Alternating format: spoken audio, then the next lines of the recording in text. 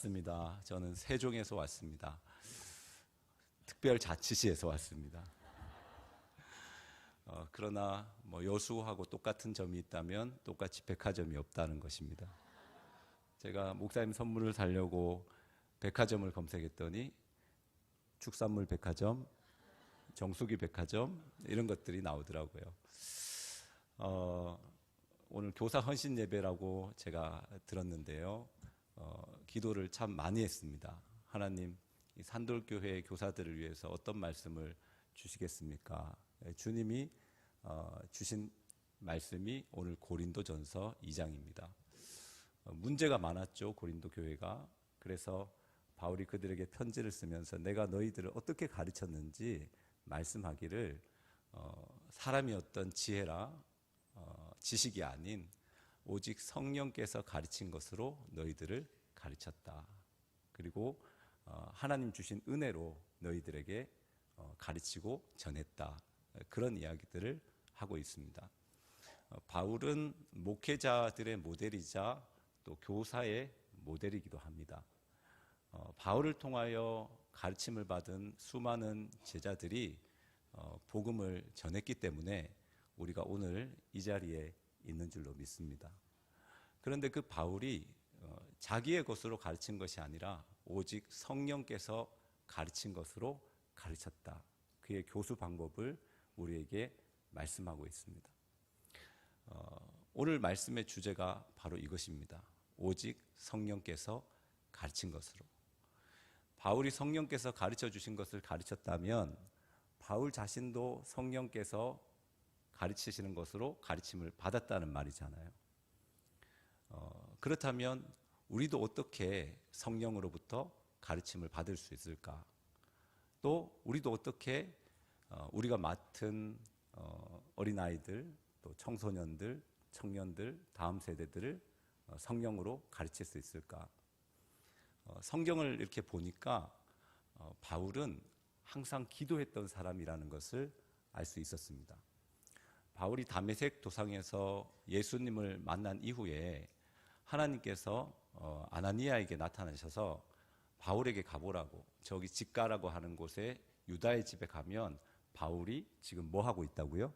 기도하고 있을 것이다. 이렇게 사도행전 9장에 나와 있습니다.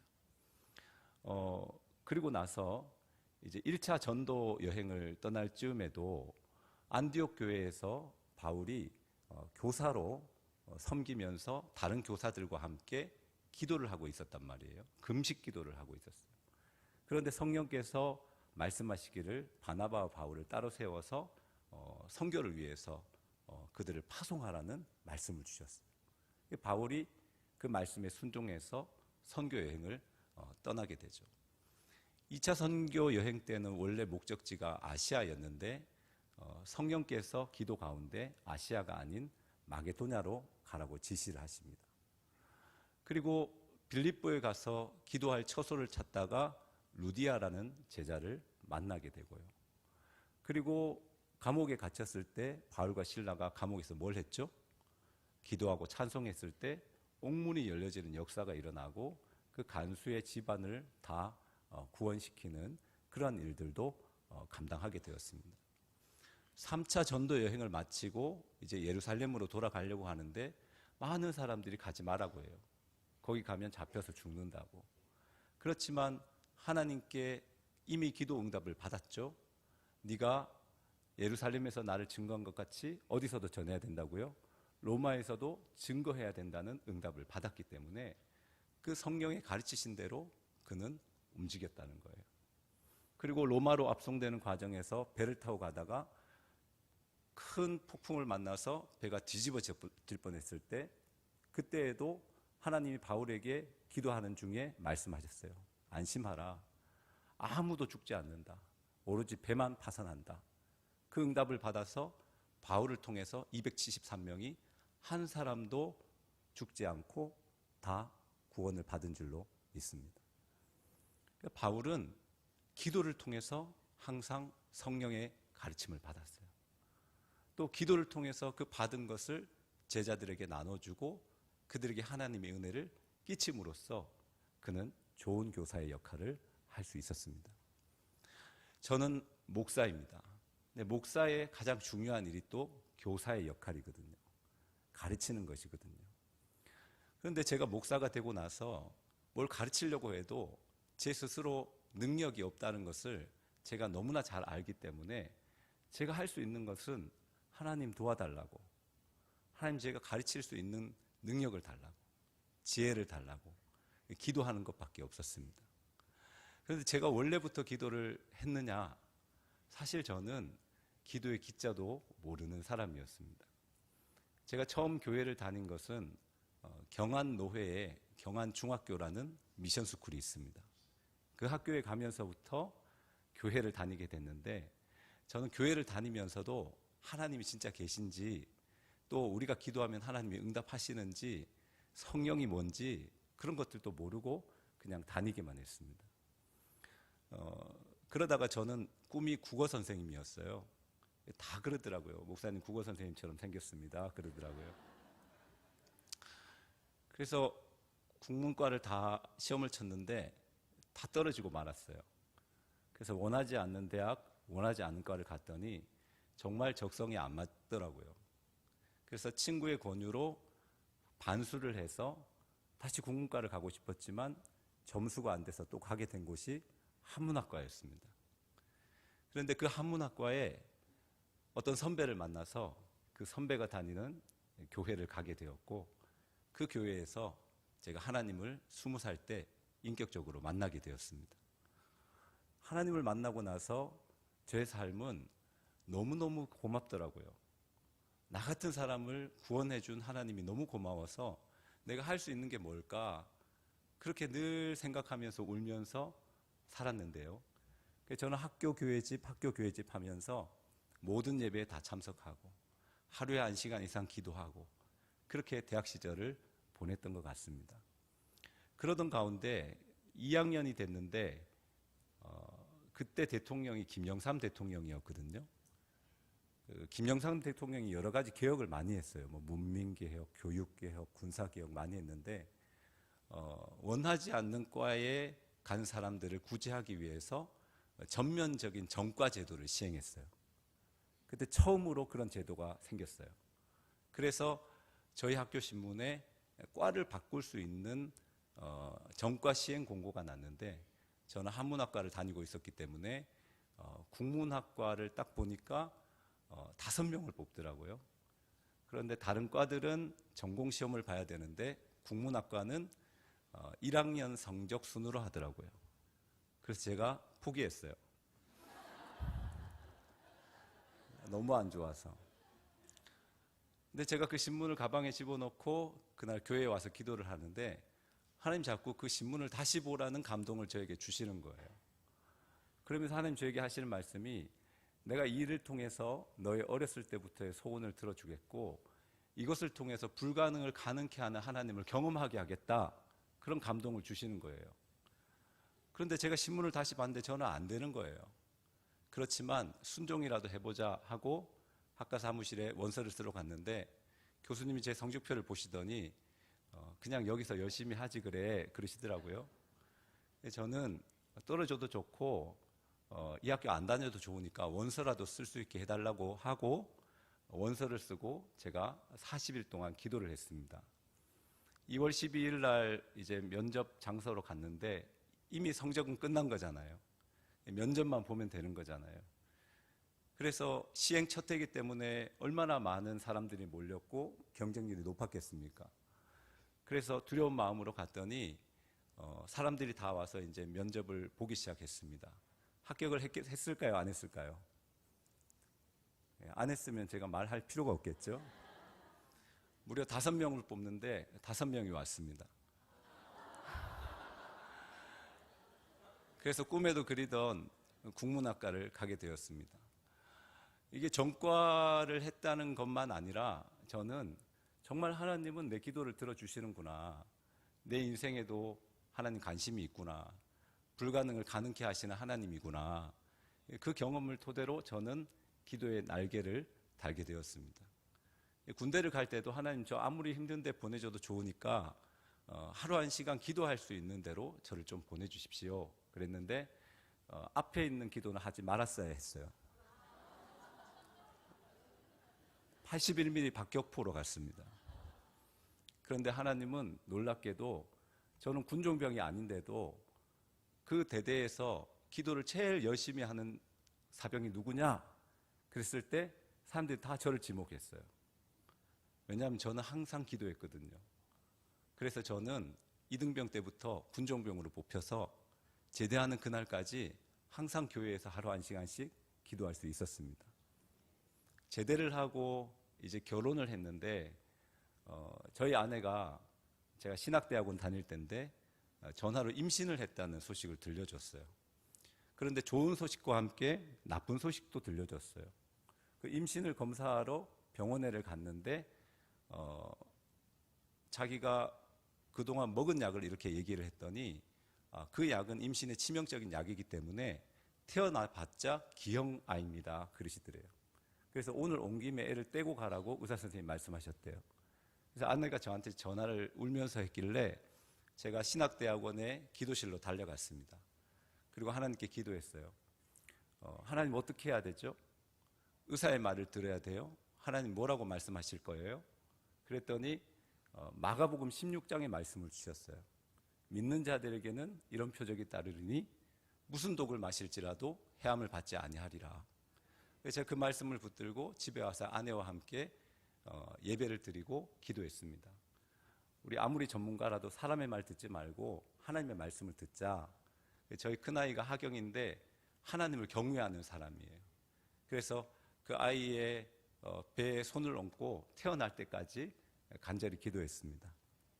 그 아이가 벌써 대학교 4학년이 되었습니다. 대전광역시 육상 대표 선수도 역임했습니다.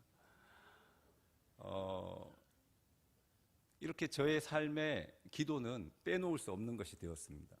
인생을 살다 보니 또 큰 문제 중 하나가 돈 문제더라고요. 제가 신학대학원을 다니고 결혼을 하고 아이를 키우는데 돈 100만 원이 없는 거예요. 근데 그때 100만 원은 지금의 10억보다 더 큰 돈처럼 여겨졌어요. 그래서 그 100만 원 때문에 저는 죽고 싶었어요. 공부도 머리에 안 들어오고 사역도 손에 안 잡히고 그랬어요. 그런 마음으로 그 신학교 화장실을 갔더니 신학교 소변기 앞에 말씀이 하나 적혀 있는 거예요. 시편 37편 4절 말씀이었는데 여호와를 기뻐하라. 그가 내 소원을 이루어 주시리라. 그 말씀이 딱 적혀 있는 거예요. 그 말씀을 읽고 제가 엄청 회개를 했습니다. 돈 100만 원이 뭐라고, 나를 구원하신 하나님을 내가 기뻐하지 않았구나. 하나님 용서해 주세요. 100만 원보다 하나님을 더 기뻐해야 되는데 제 믿음이 그거밖에 안 됐습니다.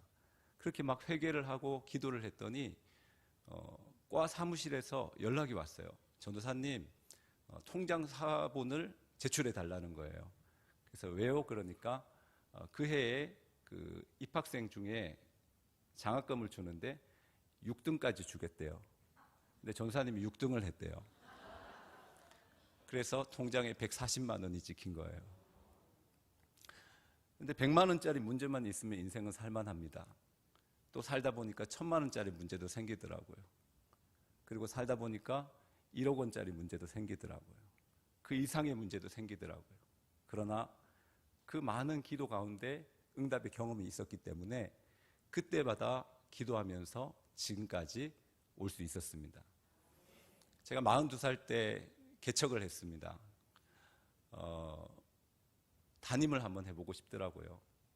그래서 하나님 어디에다 개척을 할까요? 제가 부목을 대전에서 했는데 베델로 올라가라 그러시더라고요. 베델이 어디입니까? 그래서 올라가라고 했으니까 대전보다 위쪽에 사람이 좀 모이는 곳이 어딘가 했더니 세종이었어요. 그리고 저희 아이들이 그때 사춘기였기 때문에 어디 여기 전라도나 또 경상도나 이런 데 가면 또 적응을 못할 거 아니에요. 그래서 같은 충청도 안에서 가깝고 사람이 모이는 세종으로 올라갔습니다. 근데 제가 그 가르쳤던 청년들 2가정이 그때 세종에 결혼을 해서 정착해서 살고 있었어요. 마침 그분들이 자기들도 제가 세종에 와서 개척하기를 기도했다는 거예요. 그래서 그분들 중에 한 분이 운영하시는 피아노 학원에서 2016년 성탄절에 첫 예배를 드렸습니다. 주일날 첫 예배를 드리고 월요일부터 40일 작정 기도를 선포했습니다. 하나님, 우리에게 예배당을 주십시오. 너무 비싼 거예요. 그리고 갈 데가 없는 거예요. 다 교회가 차가지고. 그러던 가운데 하나님이 응답하신 예배당이 57평짜리 예배당이었는데 월세가 관리비와 포함해서 월 500만 원인 그런 곳이었습니다. 근데 제가 가지고 있는 재정으로는 1년도 버티기 어려워요. 그렇지만 거기밖에 없는 거예요. 울며 겨자 먹기로 그 예배당에 들어갔습니다. 그런데 우리는 그곳에 들어가서도 하루도 기도를 빼먹지 않았습니다. 저는 하루 기도 일당 20만 원. 주일 빼면 한 500만 원 되잖아요. 내가 오늘 기도하면 20만 원짜리 기도다. 그런 마음으로 기도하고 또 기도했습니다. 그런데 하나님이 한 사람 한 사람 보내주시는데 저는 돈 걱정했는데 그게 아니더라고요. 한 번도 월세가 밀린 적이 없습니다. 오히려 그곳에서 확장을 하게 되었고, 코로나가 한창이던 2021년에 저희가 더 큰 곳으로 확장을 하지 않으면 안 될 정도가 되었어요. 그래서 새 성전을 달라고 하나님 앞에 또 기도를 시작했습니다. 그렇게 기도를 하면서 세종시에 있는 웬만한 건물은 다 돌아다녔는데, 여러분 아시죠? 코로나 때 교회를 사람들이 임대를 주지 않아요. 교회가 세상의 적이 됐잖아요. 그리고 세종은 너무너무 비싸요. 그리고 교회가 들어오는 걸 너무 사람들이 싫어해요.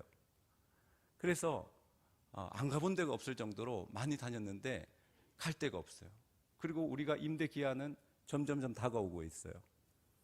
그렇게 기도했어요. 하나님, 어떤 믿음 좋은 장로님이 돈도 많아서 건물을 딱 지어놓고 한 층을 공짜로 쓰세요. 그런 분을 좀 만났으면 좋겠습니다. 아내와 함께 그런 기도를 했어요. 그런데 어느 날 이렇게 지나가는데 눈에 짓고 있는 건물이 딱 보이는 거예요. 저 건물이 다 지어지면 한번 구경이나 가봐야 되겠다. 하나님, 우리에게 지금 성전의 2배 이상의 넓은 면적, 그리고 편리한 주차장, 그리고 높은 층고, 사람들이 쉽게 찾아올 수 있는 곳, 그런 곳을 우리에게 달라고 구체적으로 기도를 하고 있었는데 아무리 다녀봐도 없는 거예요. 그런데 어느 날 그 건물이 완공이 된 것을 보게 됐어요. 아내하고 구경이나 가보자 하고 갔는데 엘리베이터에서 딱 내리는 순간 그곳이 바로 우리가 기도하던 곳이었어요. 가격과 상관없이 그곳에 우리 교회를 세우고 싶었어요. 그래서 1층에 내려와서 프랜카드에 적힌 전화번호를 눌렀어요. 그랬더니 그 전화번호가 제 핸드폰에 저장이 되어 있는 거예요. 알고 봤더니 제가 대전에 부목으로 있었던 교회의 권사님 전화번호였어요. 그분이 그 건물의 분양 대표였어요. 그래서 그분이 깜짝 놀라시면서 목사님 어쩐 일로 전화하셨냐고. 나 이 건물에 우리 교회를 옮기고 싶은데 권사님 너무 잘 됐다고. 하나님이 권사님 만나게 하신 것 같다고.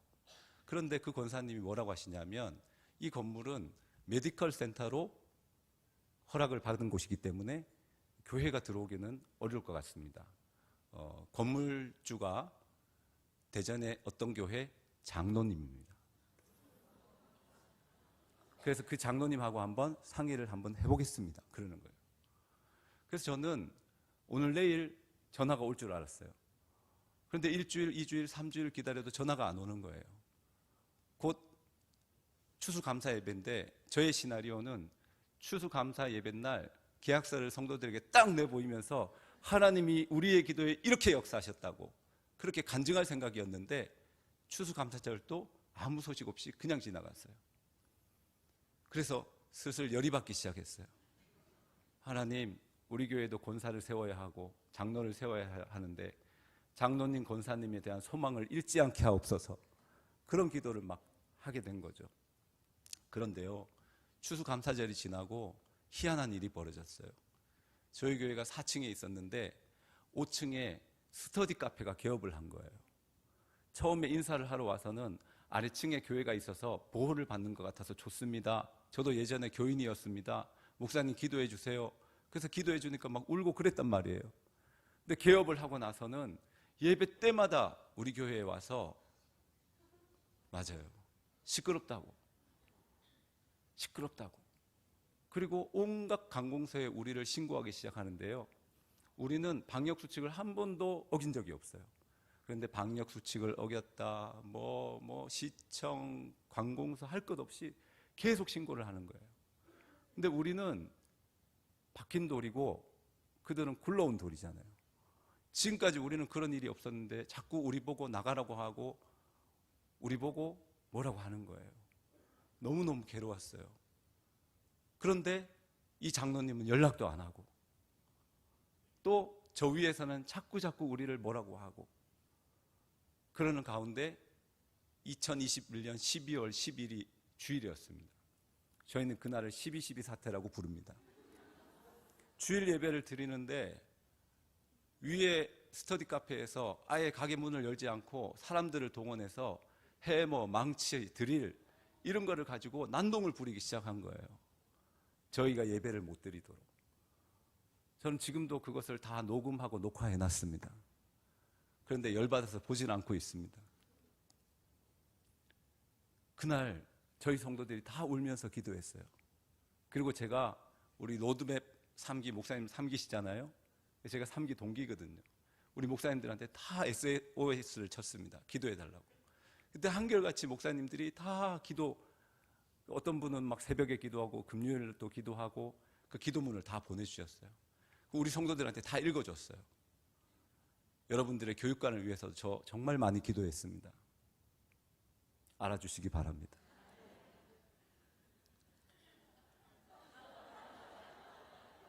주고받고. 예. 그날 저녁에 저는 잠을 이룰 수가 없었어요. 하나님께 그렇게 기도했어요. 하나님, 앞에는 홍해바다, 뒤에는 애국군대. 한 발짝도 제가 발을 뗄 수가 없습니다. 어떻게 해요, 하나님? 그랬더니 하나님이 네가 어찌 거기에 서 있느냐. 네 손에 가진 지팡이를 바다 위로 내밀어라. 그러시는 거예요. 그래서 그 권사님한테 제가 지금까지는 자존심 상해서 전화를 안 했거든요. 권사님한테 전화했어요. 권사님, 내일 그 장로님 사무실로 저 갑니다. 기다리세요. 그랬어요. 그 권사님 깜짝 놀라가지고 목사님 잠깐만 기다려보세요. 제가 장로님하고 통화해보고 연락드릴게요. 그랬더니 12월 13일 월요일 날 오라는 거예요. 그 장로님이 대전의 중견건설기업 대표이사입니다. 기도를 많이 하고 이렇게 양복을 차려입고 아내하고 그 대표이사 사무실로 갔습니다. 그런데 그 장로님이 굉장히 인상을 쓰고 험하게 맞아줄 줄 알았는데 저를 보자마자 인사를 깍듯이 하면서 목사님, 제가 뭘 도와드릴까요? 그러시는 거예요. 자초지종을 들어보니까 제가 온다는 얘기를 듣고 장로님이 그날 저녁에 하나님 앞에 무릎을 꿇고 기도했대요. 그랬더니 하나님이 그렇게 말씀하셨대요. 김장로, 이것은 네 건물이 아니다. 그러시더래요. 그 응답을 받고 저에게 뭐라고 하시냐면, 목사님, 사실 제가 목사님 만나자는 얘기를 들었지만 이거를 바꾸려면 골치가 아파서 목사님을 일부러 피했습니다. 그런데 하나님이 이 건물이 내 거가 아니라고 하시니 제가 할 일을 해야 될 것 같습니다. 그래서 제가 장로님께 말씀드렸어요. 장로님이 해줄 수 있는 최저 임대 금액으로 우리에게 임대해 주시고, 그리고 장로님 건설회사 하시니까 이윤 남길 생각하지 말고 원가로, 우리는 세금도 못 냅니다. 부가가치세도 없습니다. 원가로 인테리어를 다 해주시고, 그리고 진안교회의 철거까지도 권사님이 다 해주시고, 우리가 이 건물에서는 절대로 서름 당하지 않도록 우리의 안식처가 되도록 마음껏 예배 드릴 수 있도록 장로님 협조해 주세요. 그랬습니다. 그랬더니 장로님이 그게 문제가 아니고요. 지금 교회가 들어올 수 있느냐 없느냐 그게 문제입니다. 여기 투자자들, 그리고 은행, 그리고 신탁회사 다 만나서 계약서를 뒤집어야 되기 때문에 목사님 잠깐 집에 가서 기다리십시오. 그리고 전화 드리겠습니다. 그래서 제가 운전을 하고 세종으로 돌아오고 있는데 장로님이 바로 전화가 왔어요. 목사님, 제가 아무리 생각해봐도 이 문제는 제가 풀어야 될 것 같습니다. 90%는 됐다고 생각하고 목사님 하고 싶은 대로 시행하십시오. 그러는 거예요. 그리고 그날 저녁 8시에 저희가 매일 8시 되면 기도회가 있는데 기도회를 들어가려고 목양실에 있었는데 장로님이 상기된 목소리로 저에게 전화를 하신 거예요. 목사님, 제가 오늘 관계자들 다 만났습니다. 그리고 상의도 안 했습니다. 선포했습니다. 내 건물에 교회가 들어온 거 나는 감리교 장로로서 나는 기뻐한다. 너희들 알아서 해라 하고 왔다고 그러는 거예요. 자기가 기쁘다는 거예요. 그리고 12월 14일 날 드디어 계약을 하게 되었습니다. 여러분 놀라지 마세요. 월세 관리비 1,200만 원, 230평 한 층 전체를 계약을 하게 되었습니다. 그리고서 그분이 원가로 인테리어를 6억 원을 들여서, 우리는 정말 1억밖에 없었거든요. 근데 하나님이 이래저래 까마귀를 보내주셔서 그 6억을 다 완불하게 하시고 우리가 2022년 2월 6일 날 이 땅을 하게 되었습니다. 그런데요, 그렇게 돈을 다 써서 이제부터는 월세가 문제예요. 여러분, 한 달에 말이 1,200만 원이지 정말 이 이자하고 임대료는 휴일이 없더라고요. 돌아서면 또 돈 내야 되고 돌아서면 또 돈 내야 되고. 저희 교회가 이전한 지 이제 3년이 됐는데 3년 동안 매달 마이너스 1,000만 원이었습니다. 쉽지가 않았어요. 그런데요, 한 번도 월세가 안 밀렸습니다. 진짜 하나님이 까마귀를 보내주셨어요. 120만 원이 모자라잖아요. 그날 아침에 150만 원이 들어왔어요. 마지막 주일인데 이제 내일 모레 월세를 내야 되는데 1,500만 원이 없는 거예요. 그런데 하나님이 우리 같은 개척교회에 1,500만 원을 주시는 거예요. 그래서 지난 3년 동안 하나님은 광야의 만나와 메추라기처럼 그렇게 우리에게 날마다 채워주셔서 한 번도 월세를 미룬 적이, 단 하루도 미룬 적이 없습니다. 그런데 저는 너무 힘들었어요. 성도들은 잘 모르잖아요. 저는 맨날 돈 걱정하는 거예요. 하나님, 이번 달은 어떻게 해요? 하나님, 이번 달을 넘겨주세요. 매년 새해가 될 때마다 하나님, 돈 걱정하지 않게 해주세요. 빚은 없지만 하나님, 정말 죽겠어요. 한 1억 정도만 있으면 저요 마음 편하게 1년은 목회할 수 있을 것 같아요. 아니, 하나님도 손해잖아요. 목사가 목회해야지 돈 걱정하면 되겠습니까? 그랬어요. 그런데 2023년도에 저희 교단에서 좋은 소식이 있었어요. 코로나 때문에 많은 교회들이 침체된 상황에서 교단에서 자랑스러운 선교 대상을 제정해서 1등한 교회에게 1억을 준다는 거예요. 그런데 저희는 저희 자의가 아니라 저희 감독님께서 저희 교회를 추천해 주셨어요. 그래서 본선에 올라간 거죠. 저는 그때 그 1억이 무조건 제 거가 될 줄 알았어요. 그리고 한정희 목사님한테도 중보를 했어요. 중보 기도를 부탁했어요. 우리 1억 받으면 맛있는 거 사주겠다고.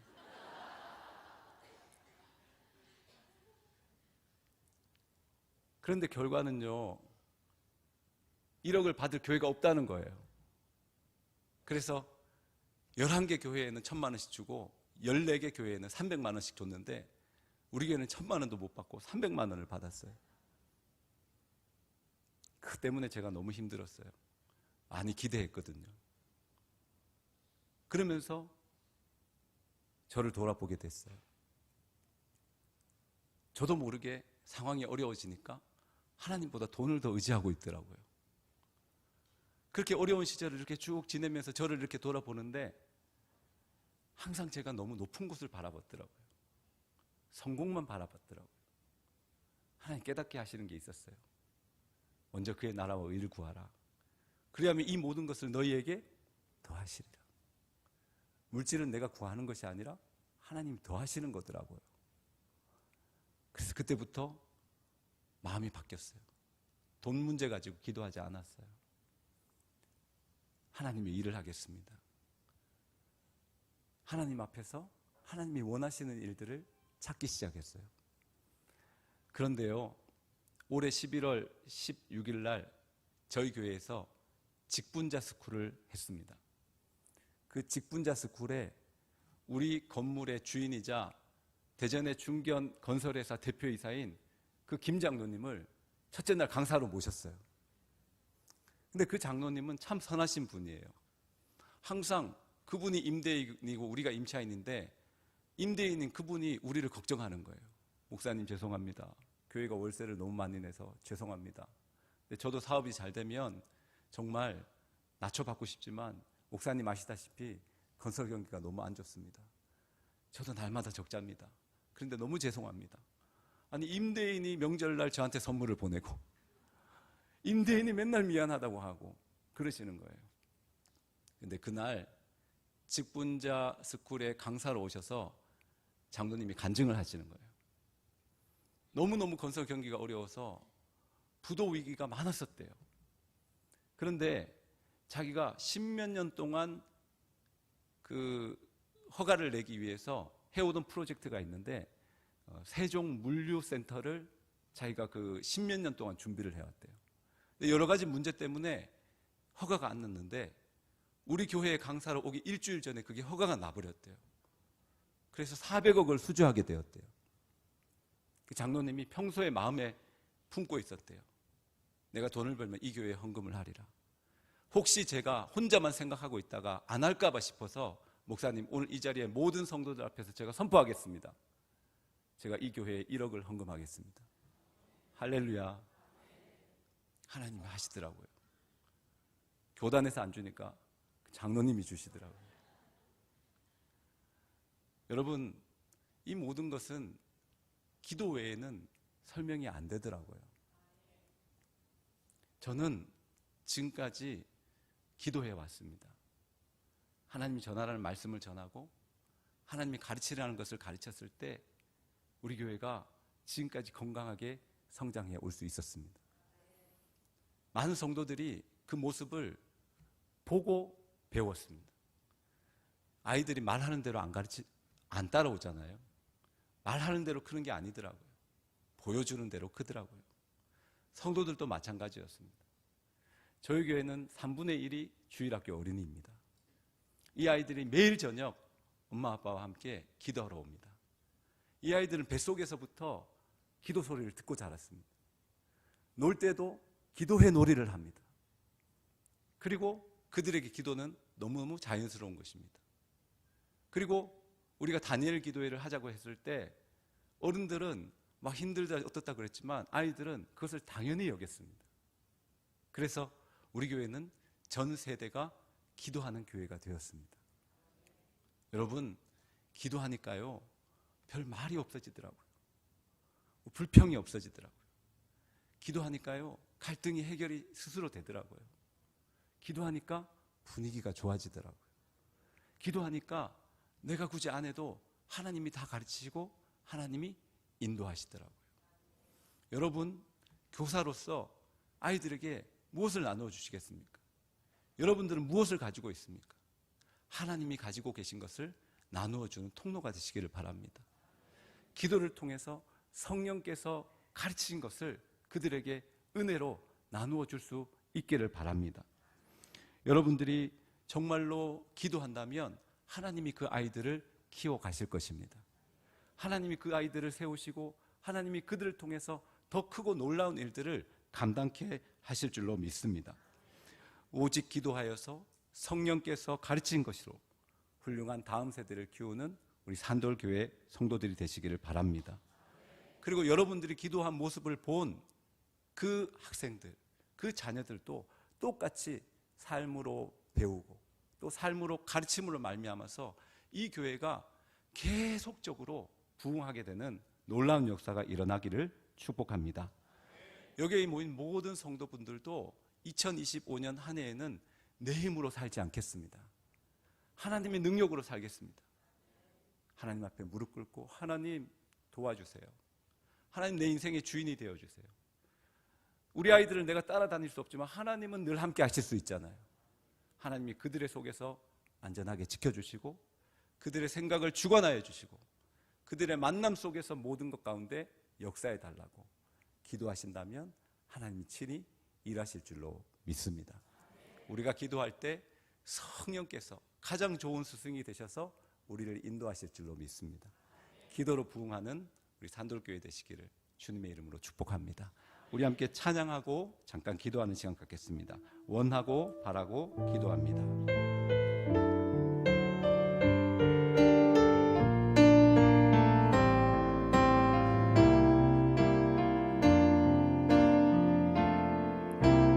이 세상을 살아가는 동안에 나의 힘을 의지할 수 없으니 기도하고 낙심하지 말 것을 주께서 참 소망이 되심이라. 하나님의 꿈이 나의 비전이 되고 예수님의 성품이 나의 인격이 되고 성령님의 권능이 나의 능력이 되길 원하고 바라고 기도합니다. 주의 길을 걸어가는 주의 길을 걸어가는 동안에 세상에 건 의지할 수 없으니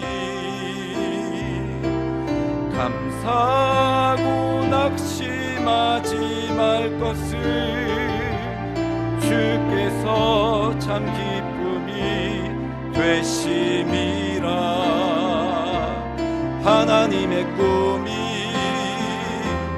나의 비전이 되고 예수님의 성품이 나의 인격이 되고 성령님의 권능이 나의 능력이 되길 원하고 바라고 하나님의 꿈이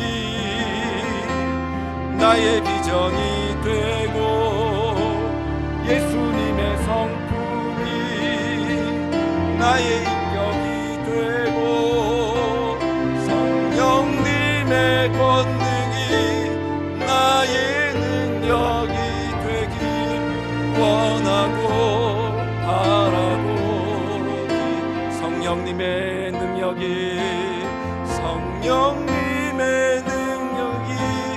나의 능력이 되길 원하고 바라고 기도합니다. 우리 시간 합심하여 기도하기를 원합니다. 하나님, 2025년 새해에 우리에게 가르치는 직분을 허락하심에 감사를 드립니다. 오직 기도하여 성령께서 가르치신 것으로 훌륭한 다음 세대를 세우는 우리 모든 산돌교회 교사들이 되게 하여 주시옵소서. 우리가 기도한 모습을 본 그대로 우리의 자녀들도 우리의 제자들도 그대로 배우고 따라하는 삶으로 가르치고 삶으로 배우는 교회가 되게 하여 주시옵소서. 여기에 모인 우리 모두가 2025년에는 꼭 기도해서 우리 생각대로 인생이 되지는 않지만 기도한 대로는 다 되는 놀라운 인생의 주인공이 되게 하여 주시옵소서. 우리 주여 한번 크게 외치고 합심하여 기도하겠습니다. 주여, 감사합니다.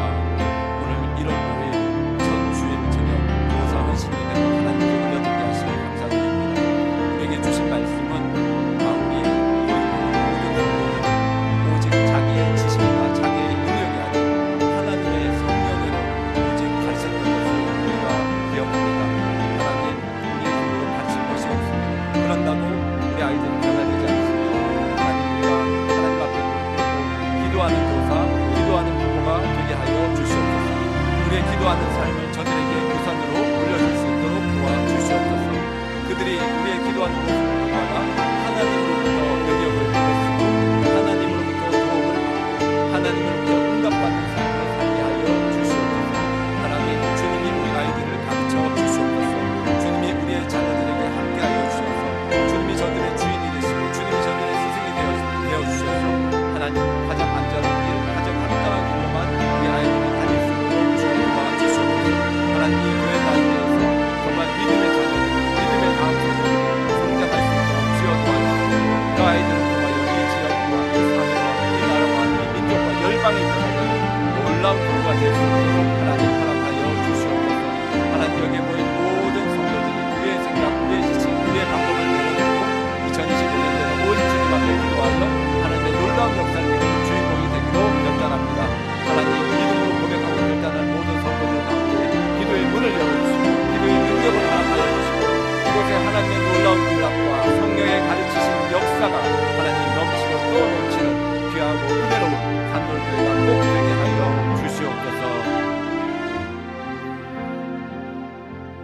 하나님 감사드립니다.